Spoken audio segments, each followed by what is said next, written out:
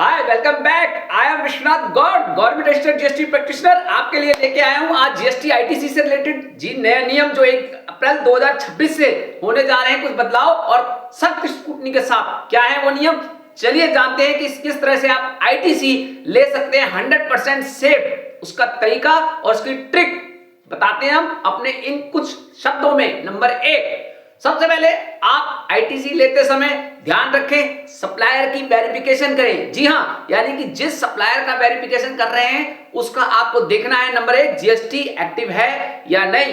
Number 2, composition dealer तो नहीं है क्या। नंबर 3, उसने क्या अपने लास्ट के 3 मंथ की जीएसटीआर 3 जीएसटीआर 1 प्रॉपर फाइल की है या नहीं। नंबर 2, आपको इनवाइस को भी देखना है। जी हां, यानी कि इनवाइस पे नाम और एड्रेस सही मेंशन है या नहीं। नंबर 2, इनवाइस की डेट। नंबर 3, इनवाइस पे टैक्स रेट। और नंबर 4, इनवाइस के ऊपर एचएसएन नंबर प्रॉपर मेंशन है या नहीं।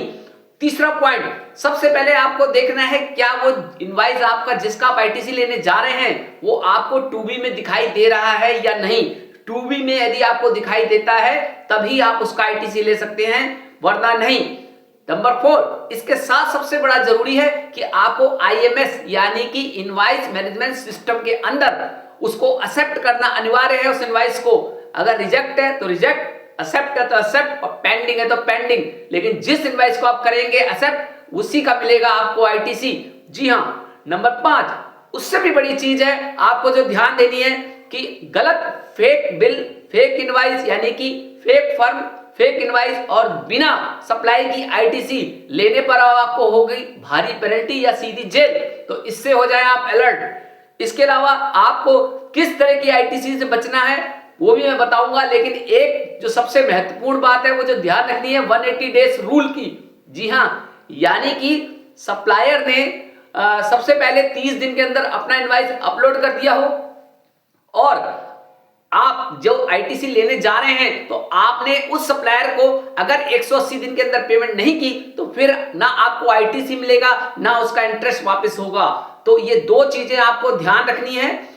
और उससे भी बड़ी बात, किसका आईटीसी नहीं लेना है। नंबर 1, पर्सनल एक्सपेंस यानी खुद के पर्सनल एक्सपेंस का कोई आईटीसी नहीं मिलेगा। नंबर 2, आपके किसी भी तरह की कोई भी कार यदि आपने ली है और वो ऑफिशियल यूज के लिए नहीं है यानी वो ट्रांसपोर्ट के लिए नहीं है या रीसेल के रिलेटेड नहीं है तो फिर उसका आईटीसी नहीं मिलेगा।